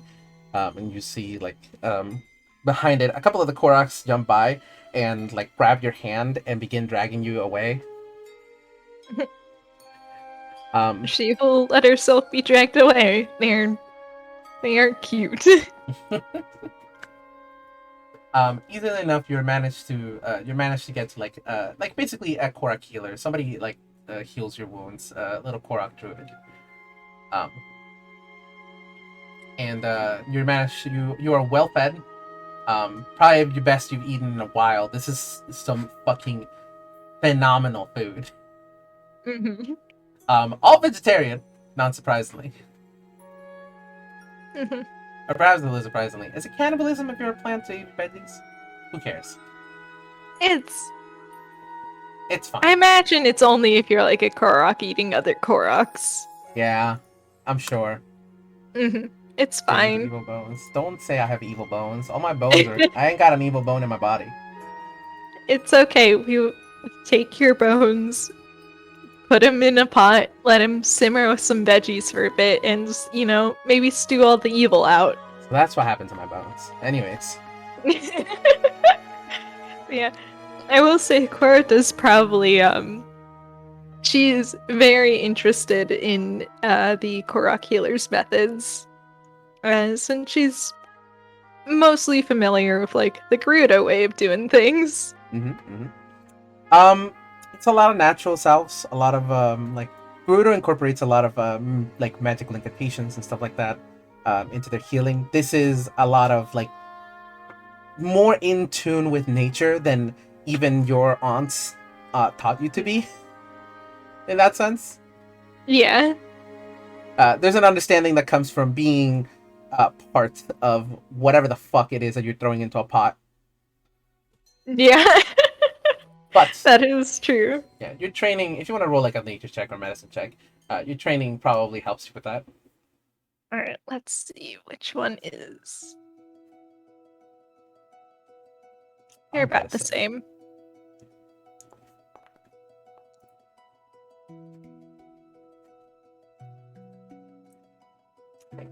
And 9, you're able to follow along, but even then, this is a very, very high skilled healer. Yeah.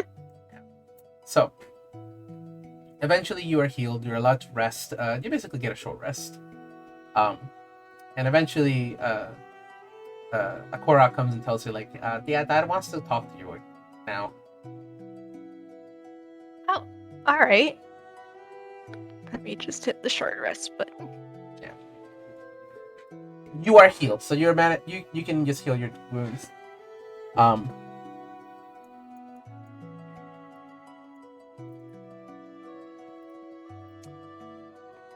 Okay, that is a lot of.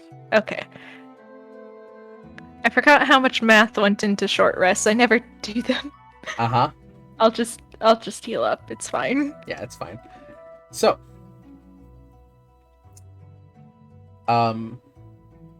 eventually, you are brought forth, back in front of the great Decatree, who begins speaking. As you can see, somehow, despite what the previous hero did, the calamity has remained. We believe part of it was just remnants, but it is spreading. It cannot Spreading. pass. Yes, it cannot pass the outer edges of the forest. And while your help was appreciated, my roots say that reports of this happening in other places has begun. It's beginning to take a hold of things that have been dead or left behind. It is a good thing that you have risen when you did.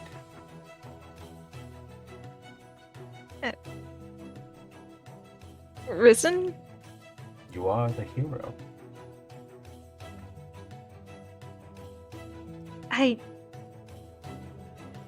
I'm sorry. I'm really, really not.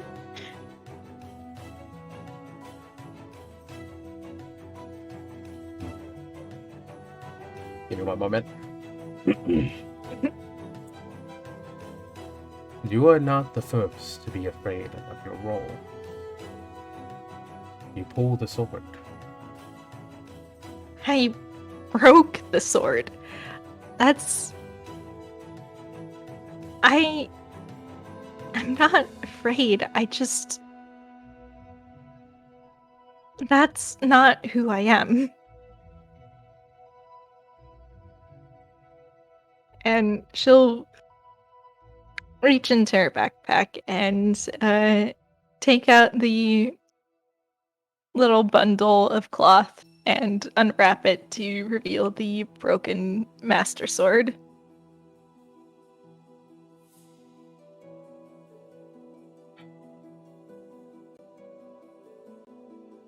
The Great Decatree does take a look at it, and it takes a long time before he speaks again. And you see, as you pull it out and you take it out of its form, you see, even though you're not holding it, the glowing like light that forms the blade does pull out.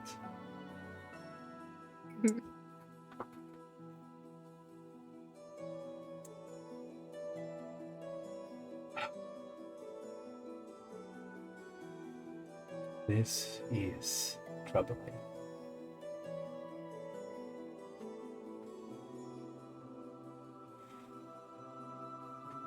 Ikora nods at that as she's just. I actually wanted to come along to. Well, you know a lot of things. There has to be a way to fix it, right? I was not around for the making of the sword. I came to be after. But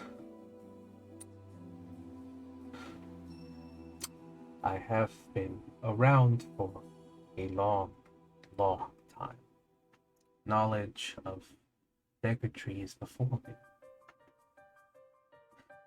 have been passed down to me. Hold the sword, Ikora. And she will. Sheath the sword in front of you, into the pedestal. Alright. And she will follow through with that. Okay. She does hesitate a moment, but plunges the sword down into it. All right. So,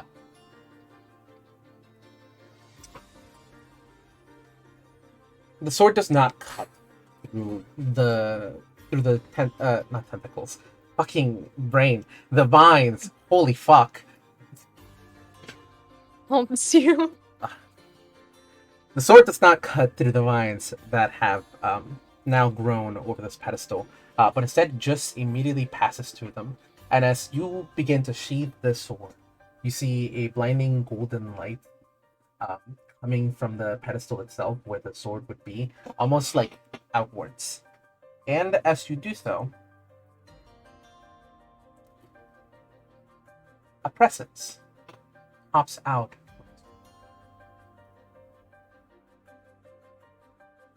In front of you stands a blue figure. Parts of her are missing, floating slightly over the ground with a purple robe that covers her.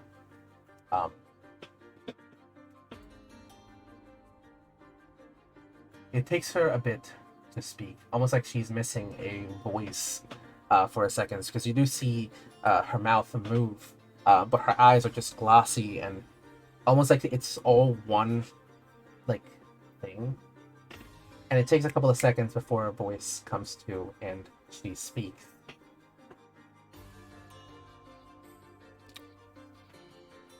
Give me a second. I have to make sure I get this fucking right. You're valid.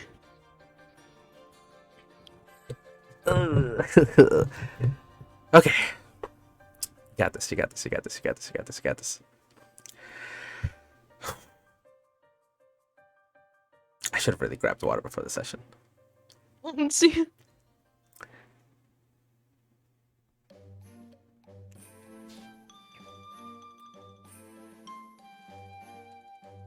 Self-repair features activated. Repair percentage 10%.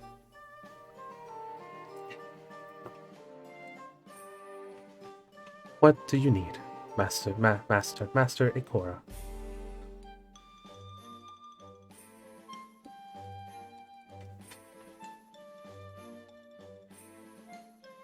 We're just standing here, okay?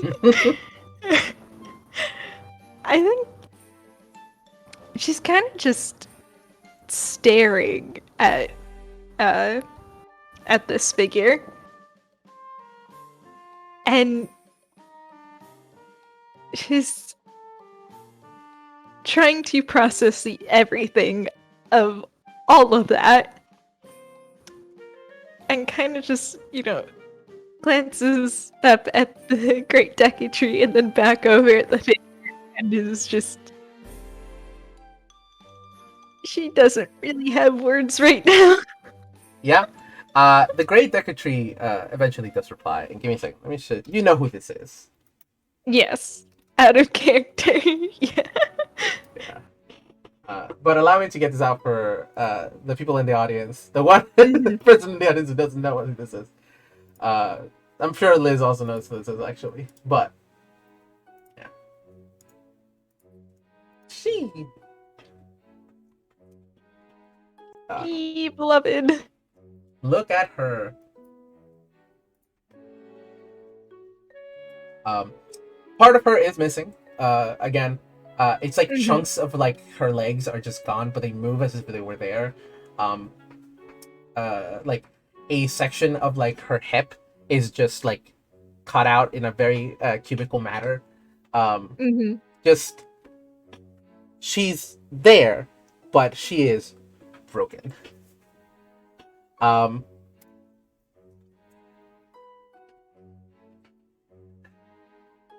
the Great Deku Tree eventually rises up and says, "I do have to believe that this is the spirit that lives within this Master Sword.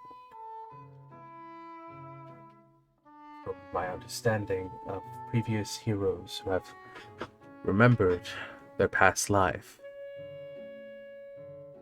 she was placed in there during its creation. Should anyone know how to fix her, it would be her."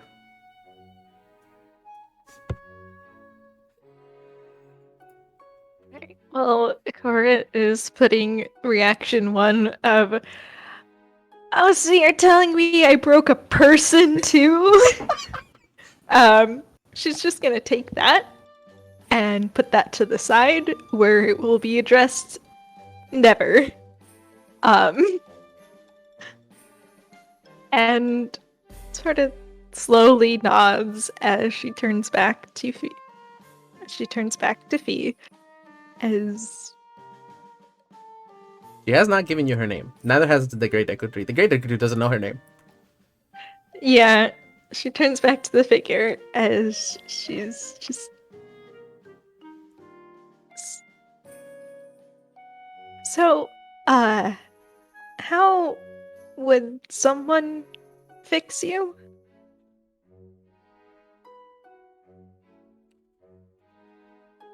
Master Sword self-repair features uh working as intended, though require certain materials to fix fully.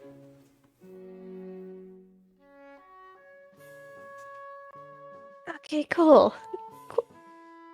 So, you just have to get those and everything will be fine, right?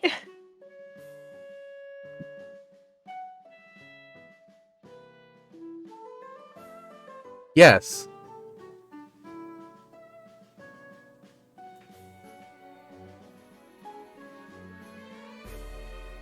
She sort of nods and then is kind of just, uh, sorry for, um, accidentally breaking you in the first place. There is need to be sorry, Master Ikora.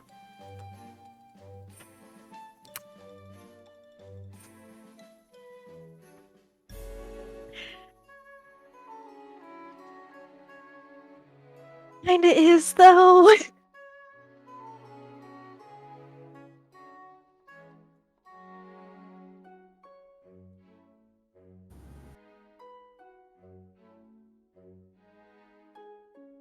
It's just standing there. Like it again, it is a computer. Amazing.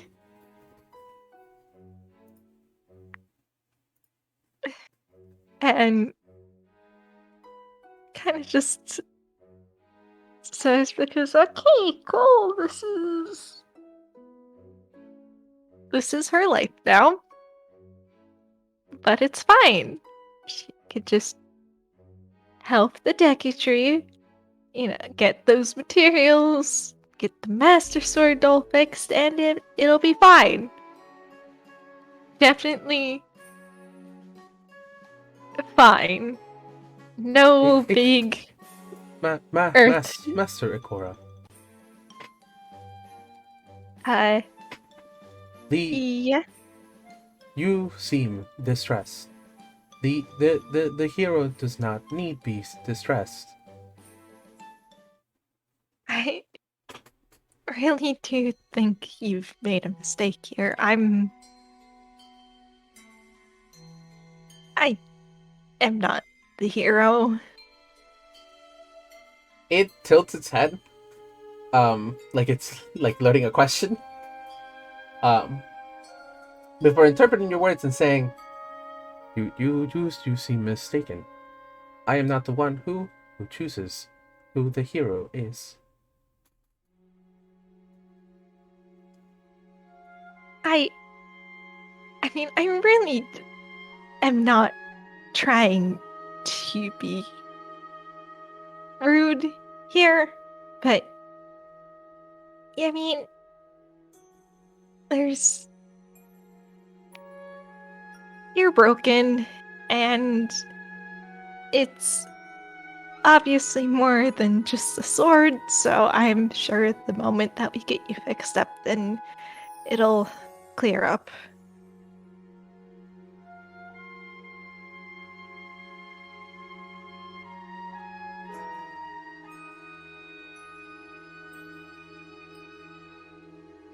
Sounds like a plan, Master Ikora. Yeah, it sounds like a plan. Though in the meanwhile, you really don't have to call me Master Ikora. Tilt its head again. It's just Ikora is fine. New designation, Ikora, is fine.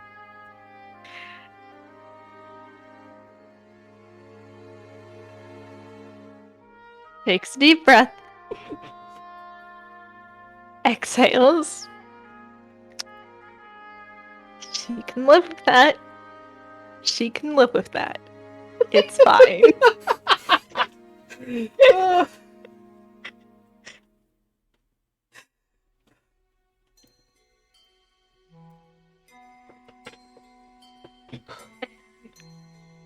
I think if that's settled, she'll sort of think for a moment before she's just, and what, do you have a name?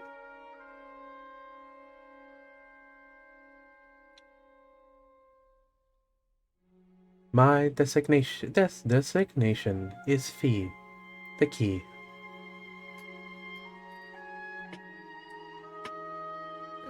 Key? But Fee is just fine. Okay. Fee, then.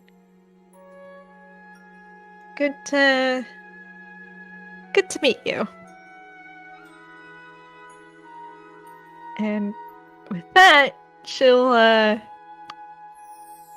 sort of look between Fee and the Great Deku Tree and kind of just so what now? You said you had something that you needed help with?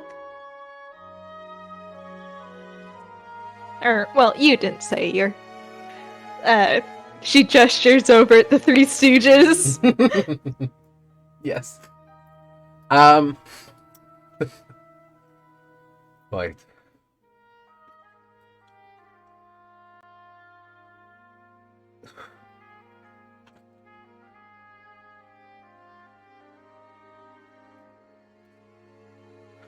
For you to be able to take care of what we have, of our problem, we will need the Master Soul fixed.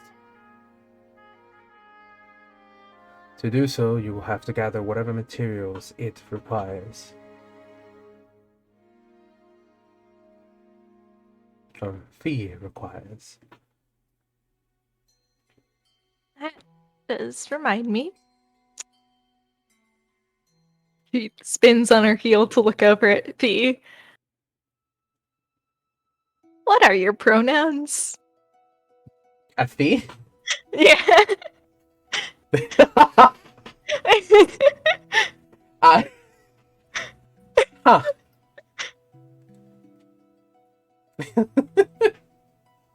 What is a pronoun? All right, let me.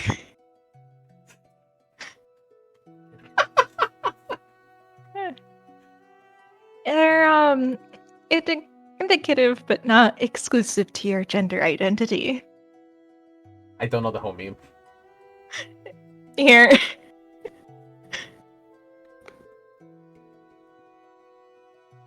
Thankfully.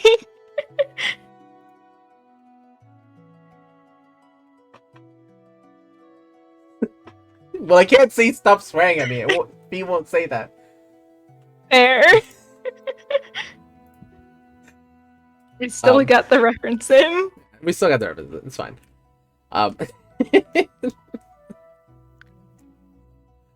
Um, either way, it would be for Fee's pronouns. All right. Yeah.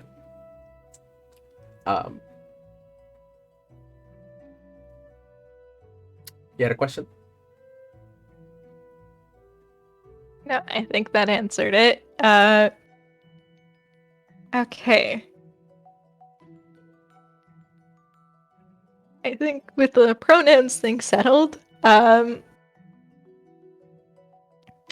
kind of antsy to get this whole show on the road, so she'll just go, all right then, Fee, what's first? First, ow. As you see, it tried walking forward and it just bumped into the sword. Like it could not see that it was there. Oh. But first will be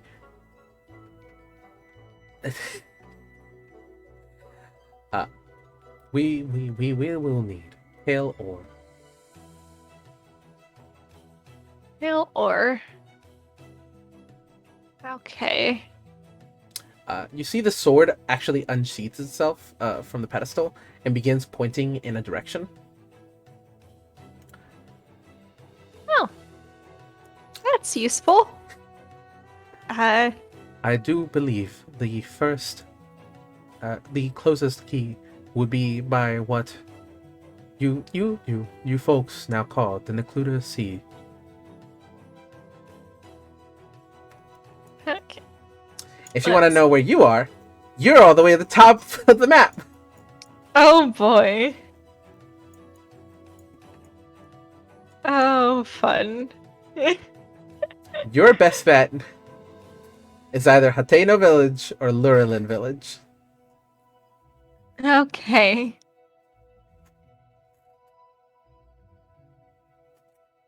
We'll say Lurelin is where everyone else is right now. Yeah, I think she'll probably yeah, I think she'll go to Lurelin because that sure is on the sea. Uh-huh. And Versa is very much the winds of not as quick as I thought then. Okay. And she's gonna thank the great Deku Tree and start moving.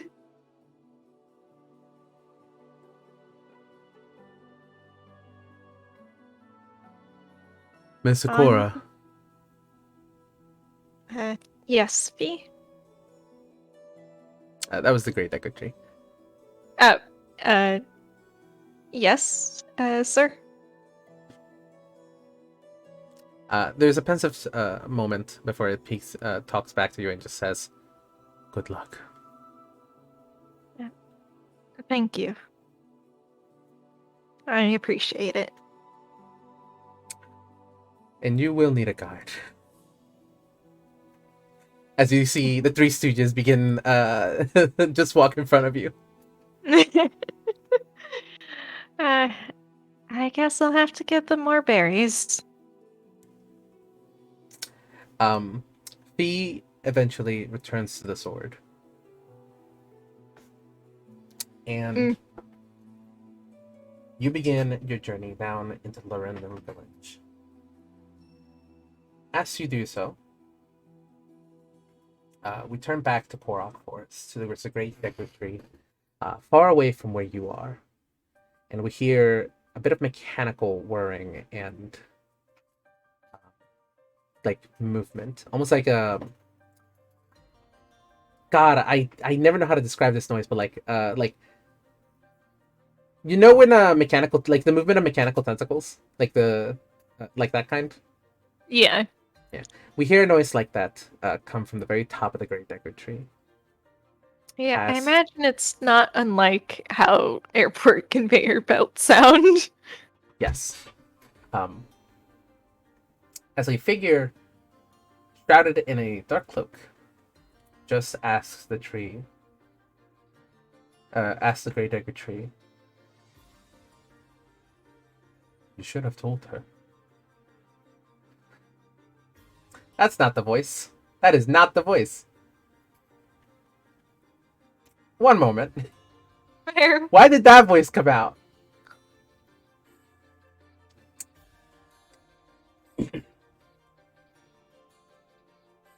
voice is hard, okay? Yeah, I know. I'm sorry. No, you're good. You should have told her. And the great deku tree responds, she will find out soon. And we cut it there. Oh boy! It's fine. Oh. As you begin your trek down to Lorellan Village.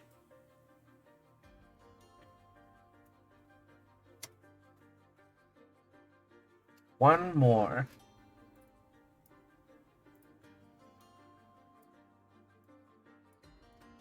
Almost everyone's together now. One more. Alright. Should we say goodbye for the recording? Yes. I will now. I will now say goodbye. Goodbye, everyone. Thank you for listening. Bye! Bye bye.